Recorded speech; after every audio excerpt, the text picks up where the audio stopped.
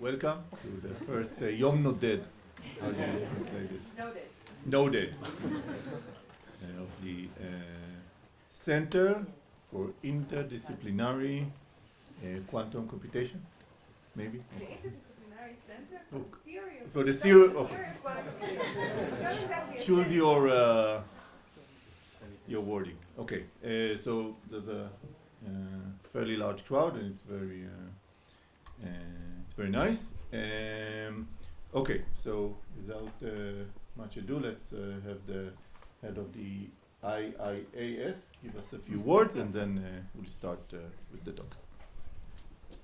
Okay, just a few words. I have nothing interesting to say about your topic because it's so far away from what I'm doing. I'm an historian of the early Middle Ages, so you can't get further than that. But just welcome you to the Israel Institute for Advanced Studies. We are happy and honored to have you here, and this is, I think, our first major event since the ceasefire. So you are unique in many respects, and we are happy to have you here. We are celebrating our 50th year this year, and we have a special place in our heart for physicists and computer scientists and mathematicians. So it's a great honor, and all I have to do is just to wish you a fruitful gathering, which in that respect started in Princeton when Tali approached me and said, "Oh, we have this new center. Would you like to take part in it?" And we immediately said, "Yes." And here you are. So have a nice day, enjoy your stay here, and we hope to see you again in the future. Thank you. Okay, so just a few technicalities. Okay, so all the food and stuff is here downstairs, so you don't need to move around the campus. And on and all, the schedule is pretty simple. We'll have 4 talks. The general idea is to keep I'll speak in behalf of the speakers, even though they might not agree, is to keep the talks lively, to have discussions, of course, with the limitations. So we'll have 4 talks, 2 in the morning session, 1 in the afternoon session. And we'll begin with Dorit, head of the center, will give us a general overview of the questions and topics of the center. Right? I'm correct? Yes. Okay. You do it. Okay.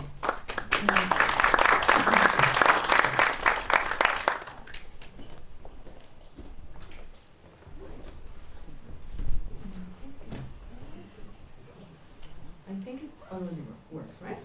Okay. So really welcome everyone.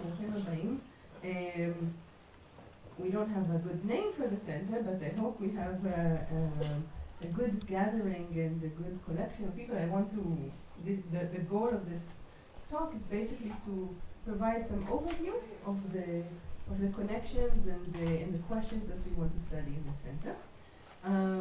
And I want to say this is a Yom Noded. We will have several of those during the year, and we will also have a big conference in February. And this is supposed to be a talk that talks about the PIs in the center, but it also sort of supposed to talk about the different questions that are of interest. And since I have a lot of questions to talk about, please feel free to just ask about the important notions, etc. Alan. And we will just miss a question or two. And I apologize from the start if I'm biased in the questions I say. It's really, I was trying to give an overview, but really, there are so many questions that people are interested in, and I may have missed some of the most interesting ones. Okay, so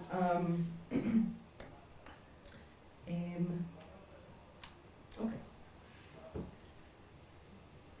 So these are our 28 PIs, and as you can see, they are from all topics: computer science, physics, and math, and from many universities, from most universities. And really the goal is to try and combine different aspects, different disciplines, and create a language between between all of these. By the way, it's recorded. You don't have to take notes. Okay, so I'm going to try and sort of go through the main topics and the main questions. But before that, I want to spend something like 10 minutes about the status of the field of quantum computation right now, the way I see it. So I think in one sense, just one sentence, one can say that there are theoretical exponential quantum algorithmic advantages that most likely hold for certain classes of problems. So we know that for sure in certain models, like the black box model, where we have some assumptions on the problems that we solve. But this sort of claim or hope, or I don't know, we think it holds even without assumptions. For example, in Shor's algorithm and Hamiltonian simulations. I'm sorry? Good assumptions. Sorry? Shor's is good assumptions. No, I'm saying, I'm saying we believe this would be true even without the assumptions of black box, etc. And we don't know that. Sorry? The assumption is that it's true. Yes. Right. Okay, so this is the first thing, that there are exponential advantages. And they're limited. And the second thing is that it will take a long time until we will see realization of useful advantages like that. Okay, and the realization problem of implementing quantum computers in the context of on noisy devices is a very challenging and very interesting and very exciting problem. Okay, so this is in one sentence. Now I want to give it 5 minutes. So the first thing is is the motivation for everything here in the design or thinking about realizing quantum computers, which is that quantum computation seems to be inherently different and provide exponential algorithmic speedups. And of course, the first, maybe the most important two problems are Shor's algorithm of using period finding and its brother algorithm of quantum phase estimation, like Kitaev. And I think that at the beginning, maybe people were thinking less highly of the second problem of simulating quantum physics, but I think right now it is realized, I believe, that this will be the more interesting application, maybe, or at least wider practical applications. But you're welcome to shout and say that you don't agree, etc. Okay, and so these are the two main problems, maybe.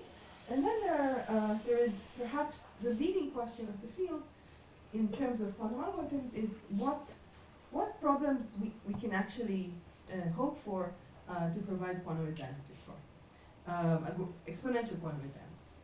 And we have several examples, like graph reachability by quantum walks from highly symmetric problems, and topological problems. So approximating knot invariance and the Jones polynomial, if you're familiar with that, and various other special cases like the HHL algorithm and DQI algorithm. I'm not going to describe it if you're not familiar with that, but there are a handful of examples, but not many. And this is a really big question: can we actually design more quantum algorithms, and what is the scope of the computational power of quantum computers? Okay. The second question is realizing quantum computers with noisy devices. So we want to actually see if we can actually realize those remarkable beasts. And already very, very early on, theoretically, we basically knew that this is possible, theoretically, using I believe, perhaps the most remarkable discovery in the area, which is quantum error correction, which is really, we will see it coming again and again and again in this talk and in many other contexts. And then building on that, there is the quantum fault tolerance theorem that says that below a constant error rate, noisy quantum computers are as powerful as noiseless devices. Meaning that in theory, if we can really assume that the noise bit is below a certain threshold, we can realize quantum computers. And this has become the holy grail of the industry, and nowadays, many hardware companies are actually attempting to build those computers, building on these protocols. So a leading question in the field, so we still we don't have quantum computers, so a leading question in the field is, can large-scale quantum computation be realized? Is this really something that we are going to see? And what are the limitations and best ways to handle errors? Okay, so just how to deal with this problem of noise in a way that we will actually see quantum computers working and solving all these promised problems. Okay, so just to say what's the status right now, currently. So I think in the past year or two, we are really at a really exciting stage of quantum computation where something happened. Whereas early on, before maybe up until 2 years ago, I would have said that it is a very valid suspicion that maybe quantum computers will not be realized. I think nowadays this is already becoming really esoteric suspicion. I mean, we now have very, very strong evidence that they will be realized if we want. And the reason is basically two things.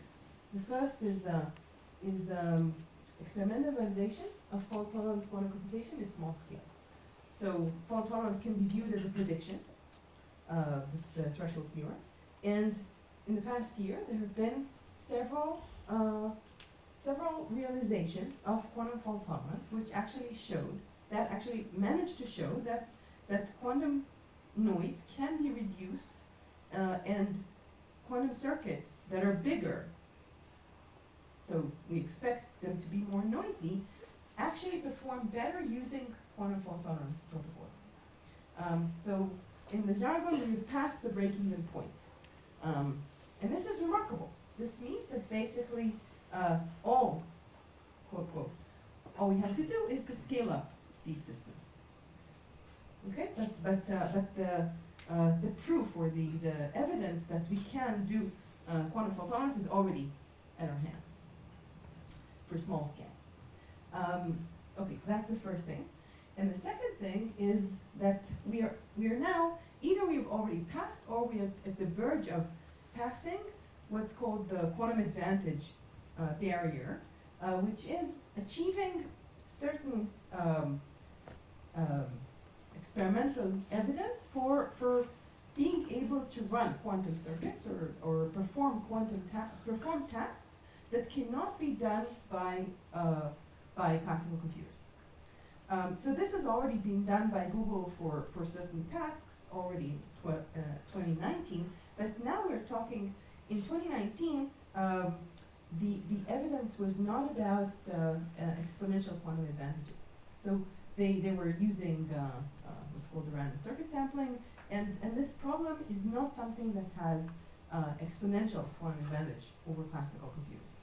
Nowadays, we are really either we have passed or we are going to pass in the next few months the point at which we can perform quantum simulations of Hamiltonians, meaning simulations of the evolution of a quantum state with respect to some local Hamiltonian, which is known to be a hard problem.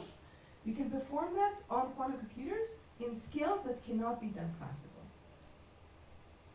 Okay? There are lots of arguments about this, etc., but I think that it's correct to say that we are at this stage. And this is amazing. This does not use quantum error correction. It uses error mitigation, a different method which is not scalable, but still manages to reduce errors at these scales. But it's basically a validation that at large scales, at semi-large scales of, say, 1,000 quantum gates, we can actually, first of all, we realize quantum algorithms, and we see those advantages. Okay, so this is an amazing point, I think. Of course, many challenges remain. Designing quantum algorithms, improving the photon constructions, understanding the physics of that, applications to physics, to cryptography, to mathematics. There are many, many deep questions, but this is a really important point in the field of quantum computation. Okay. Okay, this is not going according to Sneer's hope. Gil, don't you want to object? No. Okay, so So Dorit, if fault tolerance can be implemented, then why don't we have fault tolerance? thank you. So there are sort of two ingredients of this. One is the fact that the components of quantum fault tolerance can be implemented up to some small scale, meaning that that for a small quantum circuit you can replace it by a larger but still small quantum circuit, and the error rate, the output error rate, is going to be smaller. So that's sort of one ingredient. But the other ingredient is to scale it up, which means that we need to take a quantum computer and increase the number of qubits, not improve their fidelity, not improve their quantity, but just increase the number of qubits so that we can actually take these quantum fault tolerant constructions and apply them symptotically or at large scales. Okay? Is it okay to ask a question? Yes? Okay, so if your model is that every qubit is hit with an independent probability, and if you can improve individual qubits, doesn't it mean that you reduce the noise rate? I mean the local noise rate. You don't have to, so when I talk about the noise rate, I mean the probability per qubit to have some error. So you don't need to reduce that. I see, but you introduce correlations. Yes, so these validations, basically, at least at small scales, they also validate the assumption that is really, really important of independence or sort of independent errors in model. Yeah. Let me just mention that scaling is very difficult. That's why you said that things will take time. Yeah, I also said just scale it up. Of course, it's So really, really first of all, good. you need to scale without increasing the noise per qubit, and that they've been doing all the time, actually, with improvement. But going beyond some size, you need to connect things. Nobody knows how to connect things in an efficient and reasonable way. Another type of noise that hasn't been dealt with because you still don't need to do that is even cosmic rays, which affect it's a bulk error, which nobody knows how to handle. So I think that there are schemes to handle that, but nobody, of course, is trying this because we don't have big systems. So these things run for milliseconds, so nobody cares. Yeah, so, yeah. I may have been too optimistic in saying that it's obvious, but to me, but I think that a really major worry has been removed, and I think that these problems are more technical. I agree, but they haven't been. There are still major challenges, also in the implementation, of course. Yeah. Can you say something about loud error scale? I mean, something that is not a local error. So what type cosmic of rays, yeah, even NVIDIA GPUs suffer from errors from cosmic rays. However, but there can you have tell what does it mean? Oh, error? just But it's global, it's not high energy stuff hits the circuit and disrupts not just a single qubit or a single thing, but a whole area. Now, there's a huge difference between the effect on quantum systems and classical field, because things are much more stable. Each bit is still 100,000 or 10,000 at least atoms or something like that is how you implement a real a standard bit, while the qubits are much more fragile. And moreover, when you measure what happens when you expose this particular thing to radiation, then you get big noise. So things are not looking nice at this point. That doesn't mean that you can put different boards far apart and connect them. That there are ways to mitigate that, but nobody's doing that yet. So I want to switch gears a little bit so that we do actually get to the questions, to some of them. But I just want to say this is a fascinating time to start this center, I think. And the goal is to create connections and bridge the language. So in Israel, I think there are many communities doing quantum computation, and there's a lot of gap. There are a lot of gaps in terms of the language that is being used. And in fact, there are many very similar things that are being studied in using different languages. And so part of the idea of the center is actually to create a way to bridge those gaps in the language between math, physics, and computer science, and to make progress on the major questions that still are and still hold, and leverage the interactions and the connections. Okay, so I want to go through some of these questions. So let me start from problems that are slightly further ahead, not really at the very core of the center, but still really interesting.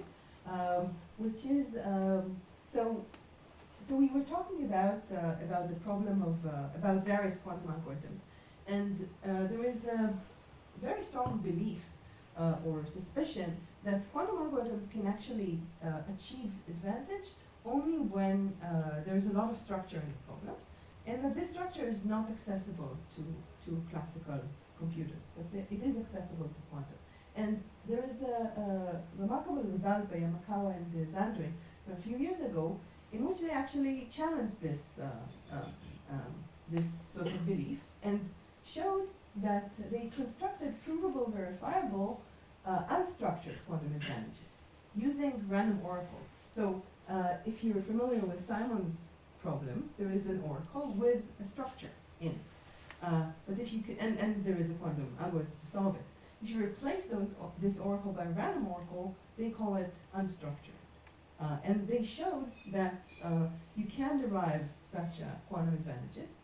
And one of the problems that we intend to tackle is to actually so these random oracles are going to be replaced by maybe I'm not going to go into the details of that, but we're going to tackle this problem of basically making these quantum advantages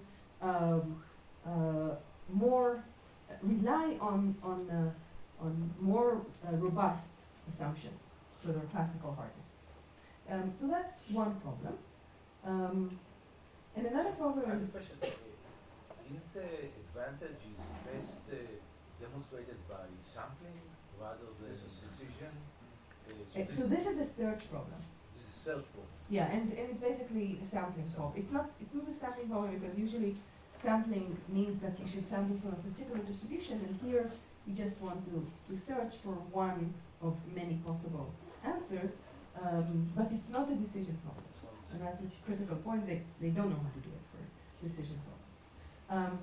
And also another attempt to do verifiable quantum advantage is to improve over the simplex algorithm. It's a very famous algorithm in the classical world by quantum approach. The reason I stressed here verifiable is really that we are actually approaching this era in which we are going to perform quantum simulations or quantum evolutions that we cannot verify. I'll touch upon this later on, but once we are sort of beyond the point where we can do classical simulations, we can no longer many things we cannot verify. Shor's algorithm, we can verify the answer, but many things we cannot verify. And it's critical in many cases this is really, in order to even know that we have quantum advantage, we need this verifiability. And it wasn't known whether we can do verifiable quantum advantage in an unstructured way. Okay, so this is about this, and this is regardless of the structure. This, of course, will have a lot of structure. Okay, so another problem that has to do with quantum algorithms. Quantum algorithm is one of the main topics that we will study is has to do with compilation.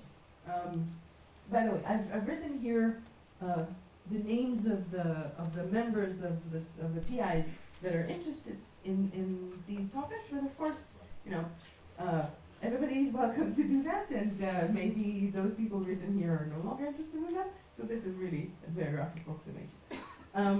So one of the main questions in quantum algorithms is really to take a quantum circuit and try to see whether we can actually save on quantum gates, or you can think of a quantum algorithm as a prime unitary, and now we want to express it in terms of a small number of quantum gates as possible. And this has to do with very deep questions in mathematics of basically we have a set of gates that generates a dense subgroup of the unitary group, and we want to know how fast it can approximate various unitaries, or any unitary. And it depends on the universal set of gates, and there are questions of how much we can compress such circuits. For example, if you randomly pick a quantum circuit that performs some unitary, would you expect that it's compressible, and by how much?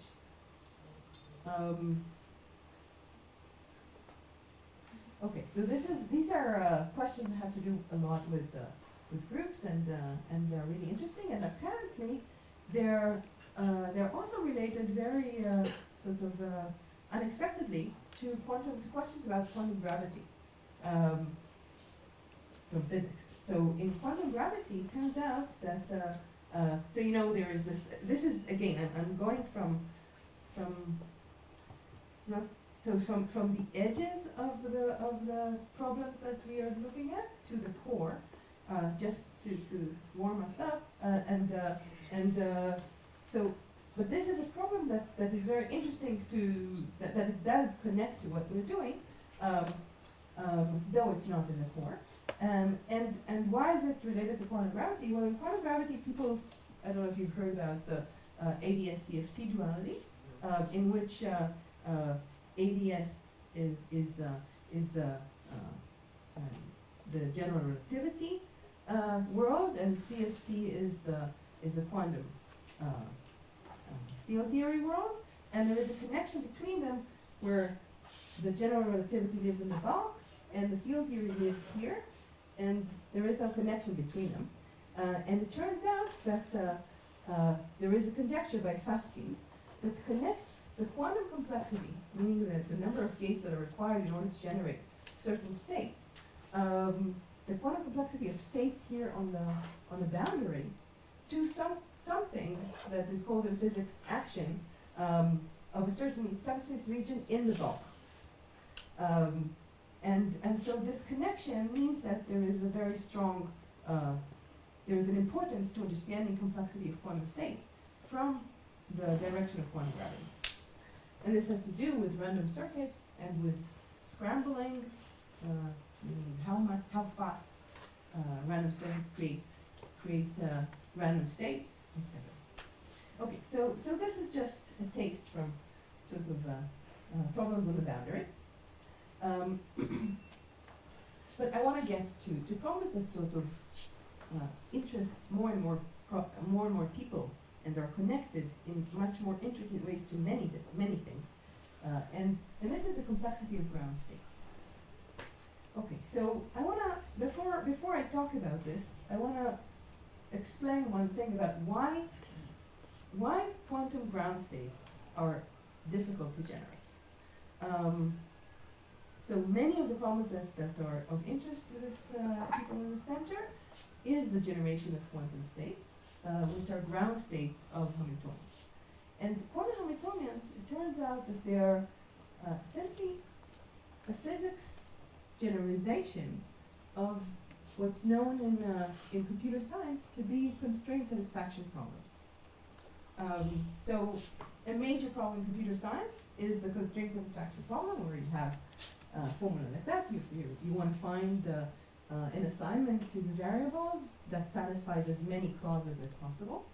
And it turns out that if you look at this, if you replace variables by qubits, and you replace the constraints by terms in the Hamiltonian that penalize the state for not satisfying a particular constraint, and the penalty is by energy, then you get a Hamiltonian. And you can think of more general Hamiltonians which are not necessarily commuting or not necessarily working in the computational basis.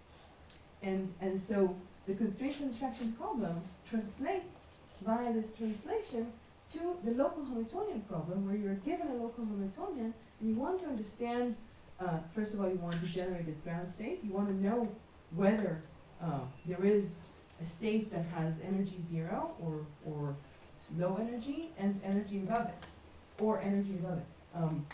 And so the problem is that we in this case, we have multipartite entanglement, of course. So this problem is much harder. And the assignment here, where here this is a computational state, here the assignment is could be a highly entangled state. Okay? So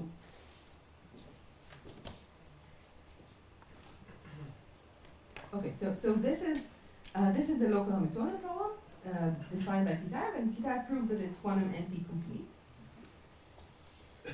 And this means that generating ground states of local Hamiltonians is a hard task.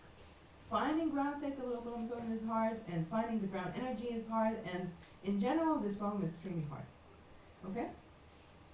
And in general, ground states of local Hamiltonians cannot even be generated by a polynomial-sized quantum circuits. Right? Because we believe that, we don't know that, but we believe that ground states of local Hamiltonians cannot be generated by polynomial in general, cannot be generated. This is like NP.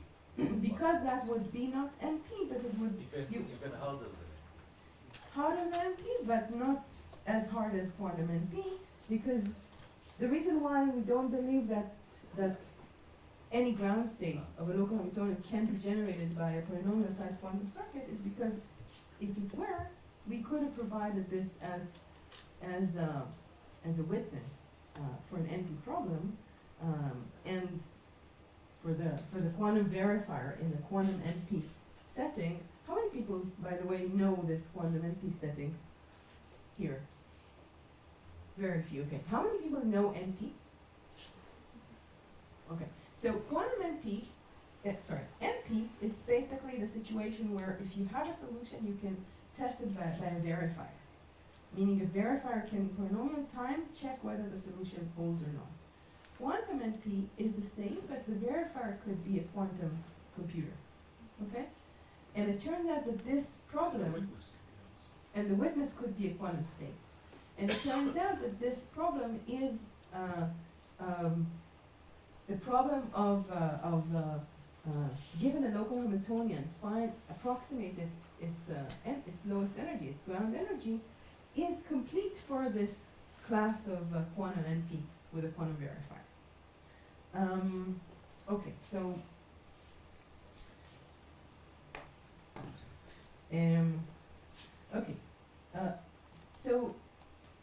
so the study of this has been, a big success in the area of quantum computation.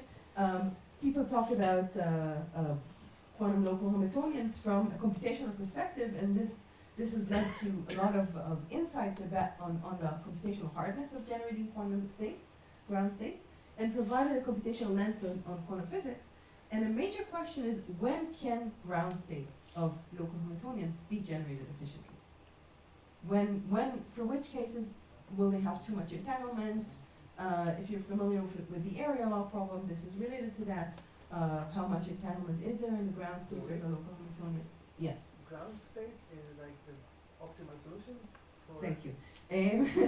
Ground state is the Hamiltonian is a matrix, can be diagonalized. It's a Hermitian matrix. Its lowest eigenstate, meaning the eigenstate with the lowest eigenvalue, is the ground state. Okay, and there are many questions about this state, which basically a lot of them have to do with how complicated this state is, and what kind of correlations are there in this ground state. Okay. And it's the analog of the optimal constraint satisfaction, like the best assignment? Yes, and that's the whole point, that this is an analog of that. And so all the questions that one can ask about in theoretical computer science, like PCP, and like various questions about optimization, etc., can be mapped to the quantum NP world. Okay? Thank you. I need some kiyul, how do you say that? Tuning, because I don't know what people understand here.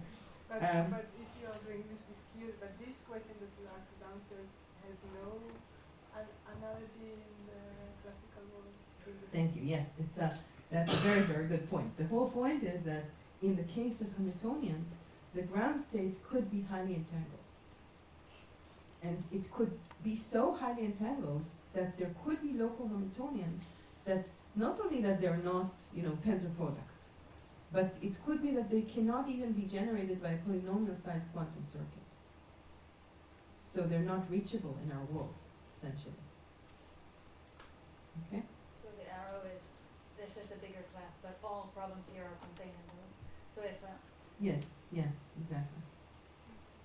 Yeah, but the reason I'm doing this is because even though this seems to be a much, much simpler problem, because it's simpler, the research in the computation complexity about this problem has gone really, really deep.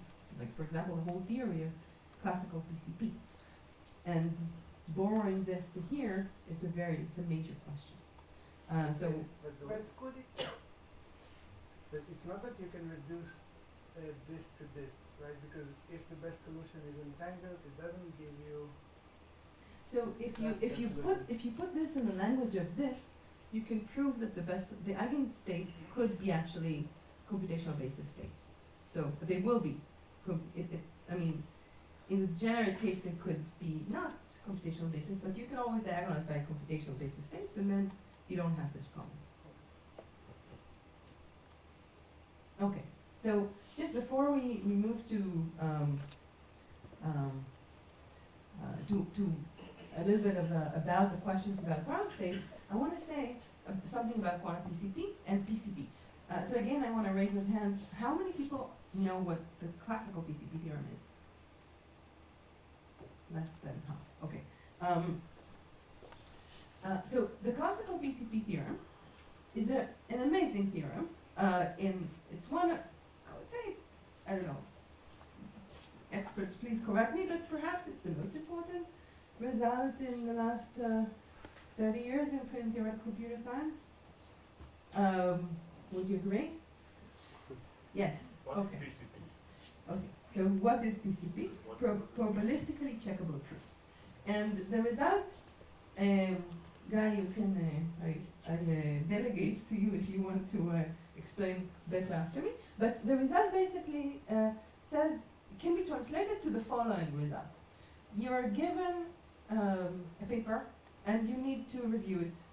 And you don't have the stamina to read the entire paper. In principle, what you needed to do in order to verify this paper, if it's a mathematical paper, is to go, step by step and see if every step is correct. The classical PCP theorem basically says that there is a way to take proofs or to take papers and translate them to slightly longer papers, but in such a way that errors basically spread out, in the sense that the new paper is going to be written in such a way that you can randomly pick very small number of locations and check just them and deduce with very high probability that the paper is either correct or incorrect. Okay, and this is really remarkable that it can be done efficiently. And for the physicist, this has to do a little bit with renormalization. I don't think anybody actually wrote it down, but it's very similar to renormalization group, where you basically you start from two cases which seem to be very similar, a paper with an error and a paper without an error, where the error is just in a very, very small place, you couldn't have detected it, and then you somehow use the renormalization flow to create a difference. And the proof is actually hierarchical, as in renormalization group flow. Okay, So this is the classical PCP theorem, and it's a big, big question whether quantum PCP holds. But here you formulate it in quantum terms, yes? Here, I formulated in quantum terms, I just What explained. is M? Wait. So what is the quantum PCP conjecture?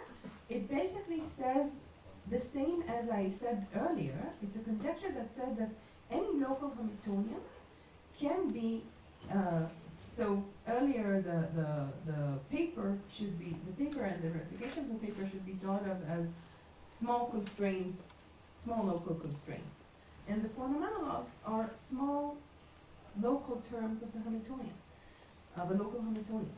And basically, the quantum PCP conjecture says that the problem of estimating the ground energy of a local Hamiltonian to within, say, 1 over polynomial in the number of constraints, m is the number of constraints, that problem can be mapped to estimating it to a very, very crude estimation because the local Hamiltonian can be mapped to another local Hamiltonian not much larger, such that if the ground energy was 0, it would remain 0, satisfiable.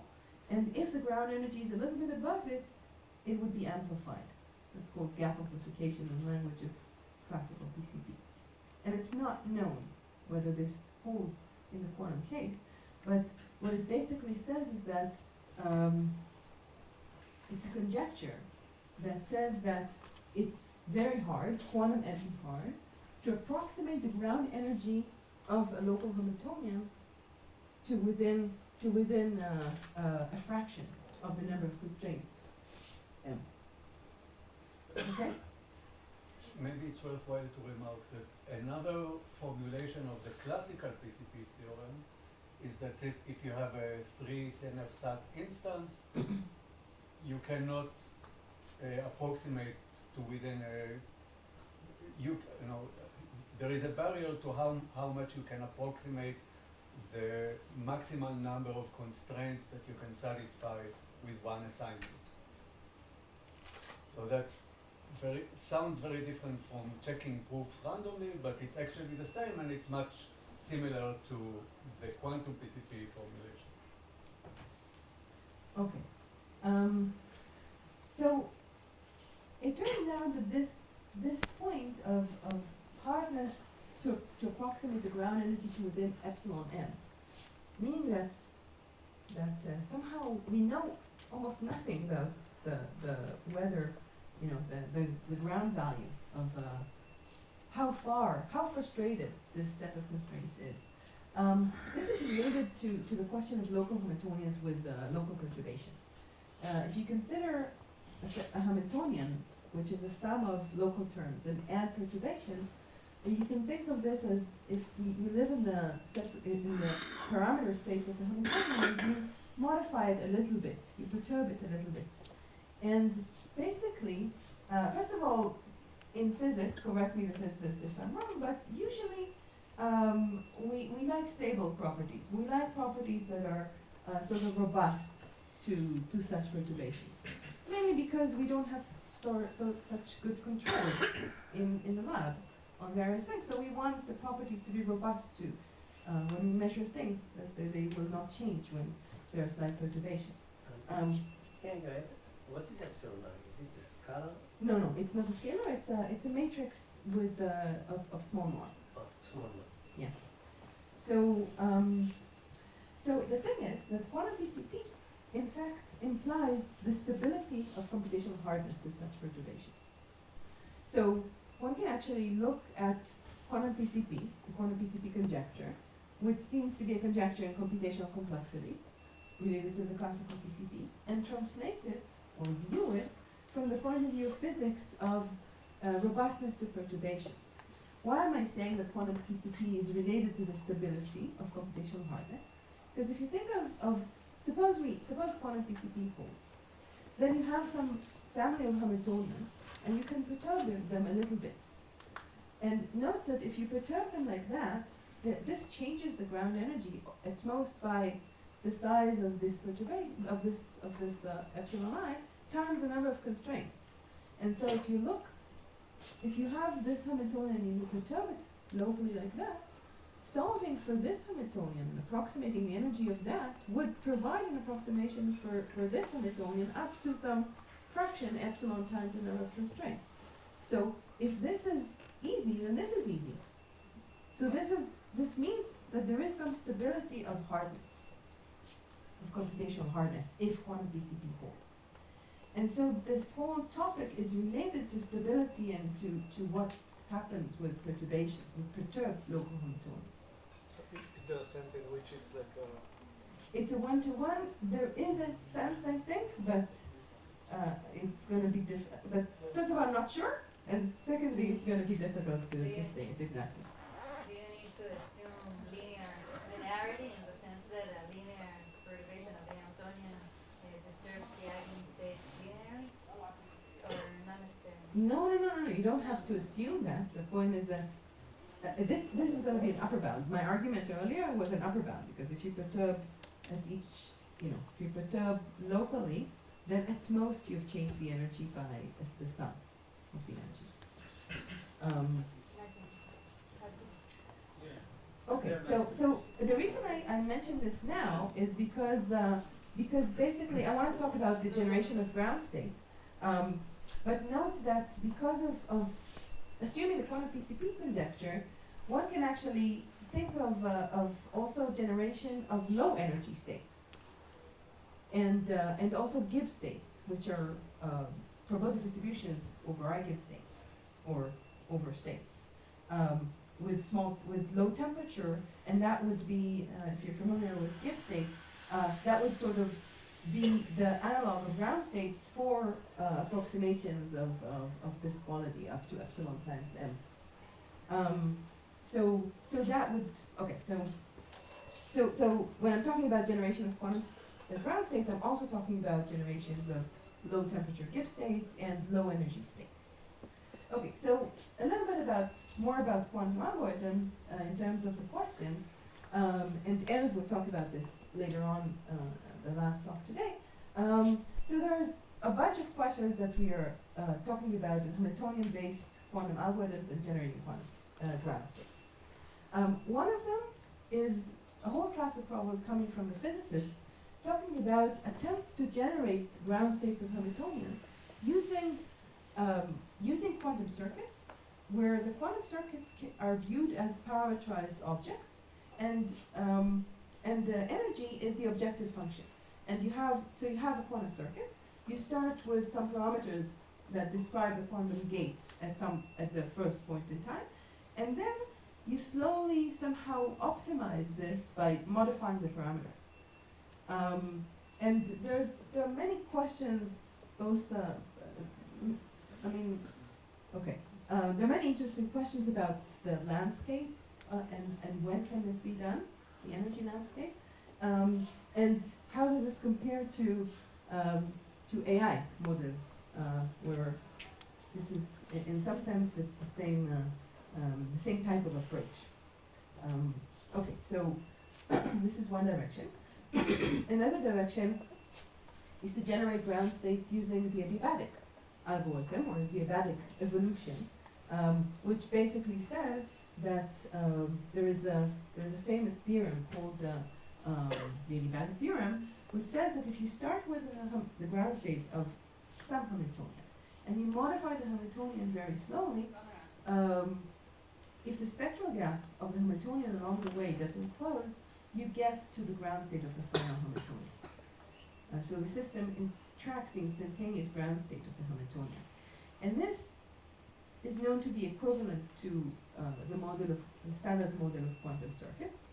You can write any quantum algorithm in this model. And so attempts to generate quantum algorithms in this model correspond to attempts to find paths in the Hamiltonian parameter space where spectral gaps don't close. So it has to do with analysis of spectral gaps, where you design final Hamiltonians with ground states that you want to generate, and then you want to somehow control the spectral gap along the way. So this has to do with attempts to control the spectral gap, and could be related to random matrix theory, and there are also ways to attempt to avoid the spectral gaps by sort of not going along this path, but just taking it as a clue to what we actually need to do. That's called shortcut to adiabaticity. Okay, so that's another direction. And there are many other directions of sort of attempts to generate ground state and Gibbs states using various tricks. So I won't elaborate on that. But one of the important directions here is to actually generate ground states that are related to Hamiltonians that are of quantum error correcting codes. So generate states of quantum error correcting codes. So let me move to this direction. I see that out of the 18 problems that I had 6 so far. We'll see what we get. Okay, so I said that I'm sort of going slowly towards the core. I think this is the core. Quantum error correction somehow connects many, many questions in the center. Okay, quantum error correction, first of all, the quantum codes can be viewed as the ground space of such local Hamiltonians. It's not all of quantum error correcting codes, but for us, for the purpose of this talk, that's enough.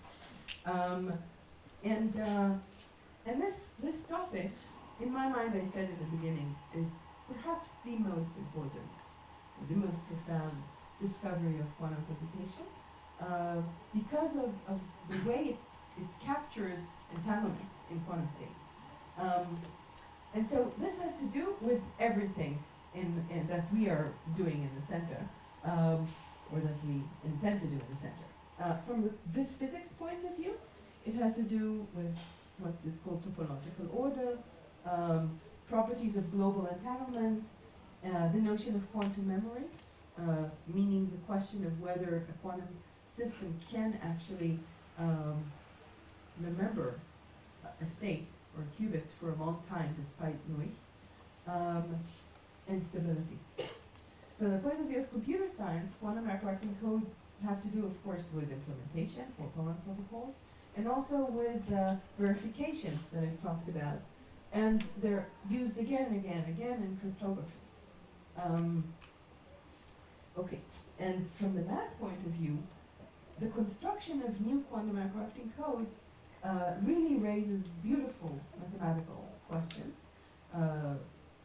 Some of the important questions is really, so recently there were beautiful breakthroughs in discovering new quantum error correcting codes that are LDPC codes that are, okay, I'm not going to find them, but they have very good properties, and they're defined using high dimensional expanders, so very profound combinatorial objects. And so there are lots of questions of designing new quantum codes, and I think Shai will talk about this. Okay. So what are the questions that we will study in this context? So the first one is the following question. Also, again, connects questions from physics to mathematics to computer science. So the question is to construct good quantum locally testable codes. So what are locally testable codes? How many people here are familiar with Toric code? With the Toric code? Good. So I'm going to assume that this is known. So there is this code that is defined on the torus, and if you have an error along this path, then what's called the stabilizers, or the constraints of the code, the only constraints that are going to be violated are those constraints at the edges of this string of errors. And so the energy with respect to this Hamiltonian is going to be very small, even though the error is very large. And this is very important from the point of view of classical PCP, for example, and quantum PCP, because we want to be able to somehow detect problems probabilistically, and this is exactly contradicting to this direction. And quantum locally testable codes is the problem of finding codes in which this problem doesn't exist, meaning that if you have a large error, then there are many, the energy you pay is large. And this is an open problem with a lot of interest in the center. And it turns out that this problem that is really mathematically, it's deep mathematics here and related to also to quantum TCP, it's also related to physics from the point of view of one is interested in such Hamiltonians which have this robustness properties because they have very interesting physics properties. And where is Snare? Snare, you're going to talk about this, right? Okay, so one can view these ground spaces of such codes as interesting phases of matter, and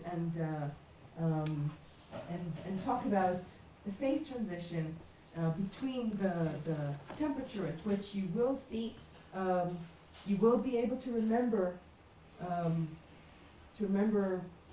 different states in the code, and the temperature where you will not. So the physics of this is really interesting. Okay, this has to do with thermal noise, meaning that in physics language one actually studies the Hamiltonian and then looks at the Gibbs states, meaning a distribution over the states with different energies, e to the minus. How many people here know Gibbs distribution? Forget it. Okay. Okay, let me just say that Gibbs state is sort of the distribution that is the equilibrium distribution at a given temperature. So you can think of this as the approximation of being completely in the ground state. You're in some distribution over all states where mostly you're in the ground state, but also you have some teal and higher states. Okay, so these are distributions that are of really very strong interest to physicists, and one can talk about the physics of such codes. Okay, I'm going to skip it, go very, very quickly on this. One can actually borrow this question about physics, not just to quantum codes and in the equilibrium setting, study the Gibbs state of Hamiltonians, but also talk about a situation in which you have active correction of the system, and then basically the equation that describes the system is not just a thermal. I'm talking now to the physicist, not just the thermal equilibrium equation, but you have some what's called engineer dissipation. So you can actually ask all the questions about that I talked about earlier, also in the setting of quantum fault tolerance, where you do have active corrections, and there are lots of very interesting questions here, but I'm going to skip it in the interest of time. I have 5 more minutes or 4. 4. Okay, thank you. Okay, so I need 1 minute to think which one.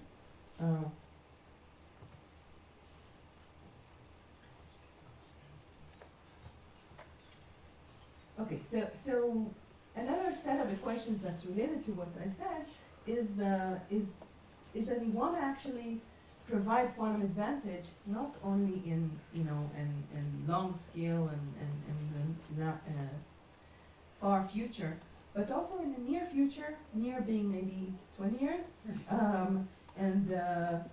It's a constant of motion that it will happen in 10 years.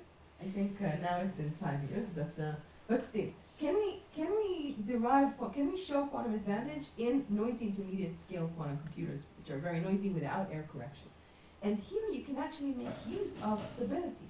If you can find Hamiltonians which are stable to noise, you can, and it's hard to actually simulate them for classical computers, you can actually provide quantum advantage. And the question is, are there such Hamiltonians which are hard and yet stable, open? Another idea is to look above the quantum fault tolerance threshold, very noisy systems, and ask whether sampling at very large noise can still be hard, even though it's very noisy. So these are sort of attempts to find quantum advantage in the NIST era. Yeah, let me skip this because I said something about this, and maybe I'll just end with two more slides, which are slides about verification. So the notion of verification is something that I've talked about earlier, and comes up again and again and again. If you solve some problem, you want to know that it is, if you perform some quantum computation, you want to know that the output is correct.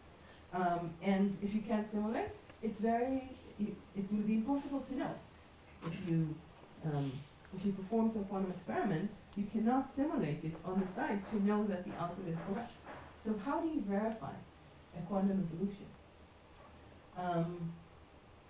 So it turns out you can do that using interactive proofs. And this is another very, very important theme in this center.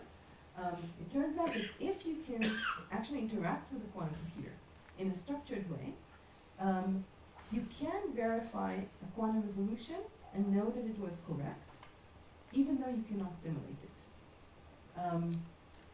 And this requires moving qubits back and forth. But if you allow two provers, if you allow two quantum computers, it's known that that you can do that without any assumption, except that the two quantum computers don't interact. They may have entanglement between them, but they don't interact. And the reason is, it's like interrogating two thieves that cannot collude to answer. So it's harder. So it's more secure. And this model of two provers that are entangled has been a remarkable source of a playground for results. And maybe, I hope you've heard of this amazing results of MIP star equal RE. How many people have heard of this? Okay, so which basically says that this model is extremely powerful, and using this result, various open conjectures were refuted in deep conjectures in mathematics. So this is another topic in our center that is of very strong interest, and is strongly related to the PCP conjecture, because classically this model of two provers is in fact equivalent to the question of classical PCP. Quantumly it's not, but still it's interesting to prove the quantum PCP in this model. Okay, so let me end here. I didn't mention cryptography, but we'll do that another time. And let me end with just a map of the many notions in this center, and the many connections between them. And as you see, I put the quantum arithmetic codes here, but really there are very, very strong connections between all notions. So I'm really looking forward to what we'll see coming out of these connections.